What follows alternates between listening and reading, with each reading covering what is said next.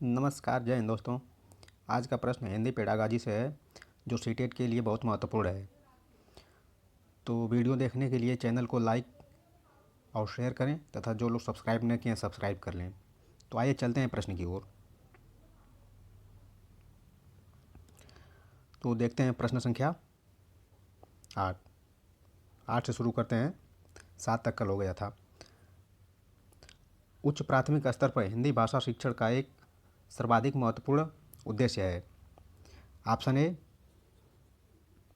बच्चों को व्याकरण के नियमों को कंठस्थ करवाना। बी, बच्चों को पाठों के अंत में दिए गए उदाहरणों का अभ्यास करवाना। सी, बच्चों में समझ के साथ पढ़ने और लिखने की क्षमता का विकास करना। डी, बच्चों में कहानियों को शब्दशः दोहराने की क्षमता का विकास करना। इसका सही ऑप्शन सी है, बच्चों में समझ के साथ पढ़ने और लिखने की क्षमता का विकास करना। आइए चलते हैं प्रश्न संख्या 9 की ओर।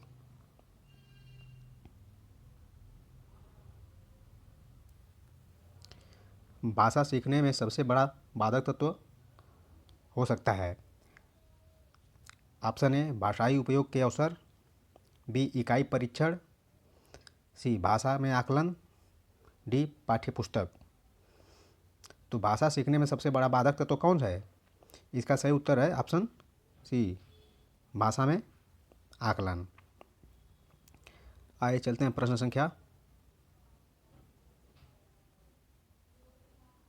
10। प्रश्न संख्या 10, भाषा शिक्षक में होना आवश्यक नहीं है। ऑप्शन ए, व्याकरण का ज्ञान। बी, सुंदर लेख। सी, विषय और मूल्यांकन विधियों का ज्ञान। डी, रसायनों का ज्ञान होना। इसका सही ऑप्शन है ऑप्शन डी, भाषा शिक्षक में रसायनों का ज्ञान होना आवश्यक नहीं है। आइए चलते हैं प्रश्न संख्या 11 की ओर। प्रश्न संख्या 11, गद्य शिक्षण में कठिन निवारण किया जा सकता है। ऑप्शन ए, चित्र दिखाकर। बी, वस्तु को प्रत्यक्ष दिखाकर। सी, मॉडल दिखाकर। डी, उपयुक्त सभी द्वारा। तो गद्य शिक्षण में कठिनाई निवारण किया जा सकता है किसके माध्यम से? इसका सही ऑप्शन होगा ऑप्शन डी, उपयुक्त सभी द्वारा। आइए चलते हैं प्रश्न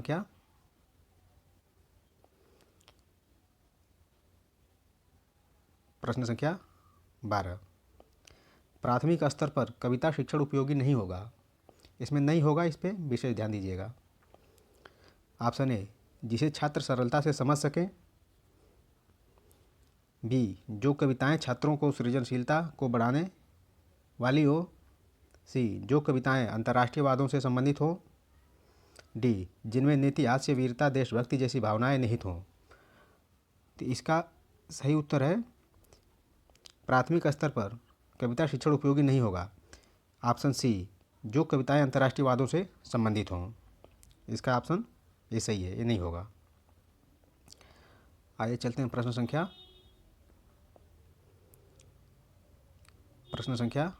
13, भाषा सिखाने का सही क्रम है।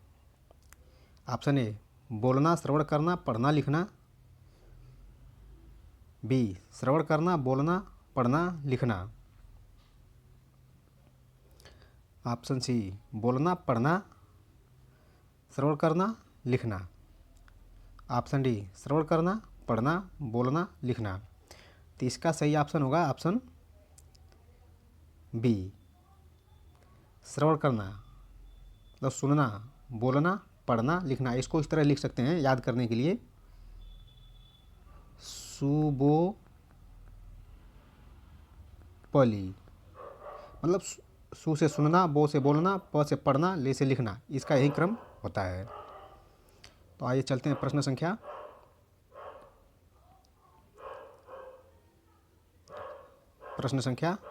14,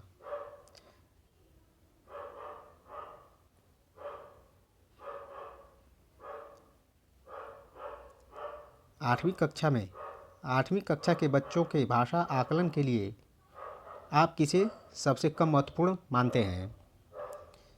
ऑप्शन ए किसी कहानी को नाटक में रूपांतरित करना, बी साप्ताहिक समारोहों का आयोजन करना, सी लिखित परीक्षाओं का आयोजन करना, डी किसी विषय पर अपने विचार प्रकट करना। इसका सही उत्तर क्या होगा?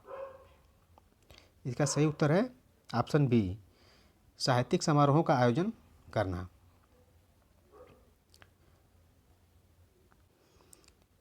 आगे चलते हैं प्रश्न संख्या 15।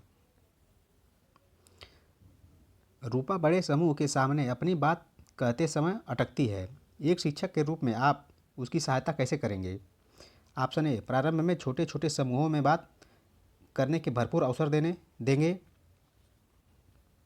बी उसे बार बार समझाएंगे कि बड़े समूह में किस तरह बोला जाता है, सी उसमें बलपूर्वक आत्मविश्वास उत्पन्न करेंगे, डी उसे हमेशा बड़े समूह के सामने बोलने के लिए कहेंगे। इसका सही ऑप्शन क्या होगा?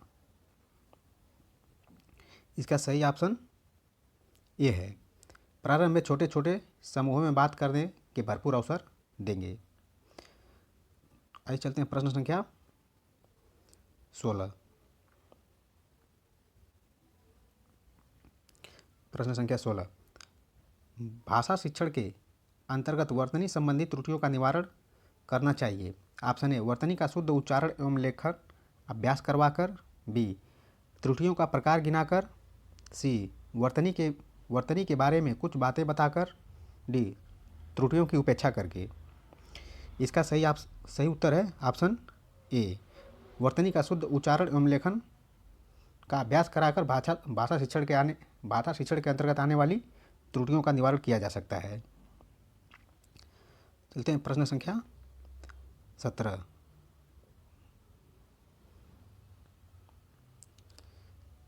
उच्च प्राथमिक स्तर पर भाषा सीखने सिखाने की प्रक्रिया में ... की उपेक्षा बिल्कुल नहीं की जा सकती। ऑप्शन ए शिक्षक के शास्त्रीय ज्ञान, बी बच्चों की भाषिक पृष्ठभूमि, सी बच्चों की सामाजिक श्रेणी, डी बच्चों के पाठ्य पुस्तकीय ज्ञान। इसका सही उत्तर ऑप्शन बी सही है। बच्चों की भाषिक पृष्ठभूमि की उपेक्षा नहीं की जानी चाहिए। आइए देखते हैं प्रश्न संख्या 18।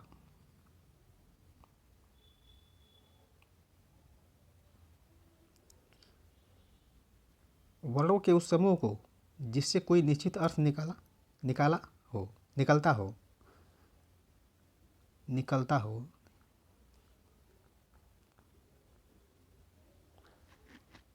क्या कहा जाता है? वर्णों के उस समूह को जिससे कोई निश्चित अर्थ निकलता है उसको क्या कहते हैं? ए शब्द, बी वर्ण, सी वर्ण समूह, डी वक्तव्य। तो इसका सही उत्तर है ऑप्शन ए शब्द। वर्णों के समूह को जिससे कोई निश्चित अर्थ निकाला जा सकता है उसे शब्द कहते हैं। आइए चलते हैं प्रश्न संख्या 19। पियाजे के अनुसार भाषा अन्य संज्ञानात्मक तंत्रों की भांति परिवेश के साथ के माध्यम से ही विकसित होती है। यहाँ पे खाली स्थान पे आपको भरना है, क्या भरा जाएगा? ए अंतःक्रिया, बी सामंजस्य, सी अलगाव, डी टकराव। तो इसका सही उत्तर ऑप्शन ए सही है, अंतःक्रिया। पियाजे के अनुसार भाषा अन्य संज्ञानात्मक तंत्रों की भांति परिवेश के साथ अंतःक्रिया के माध्यम से ही विकसित होती है।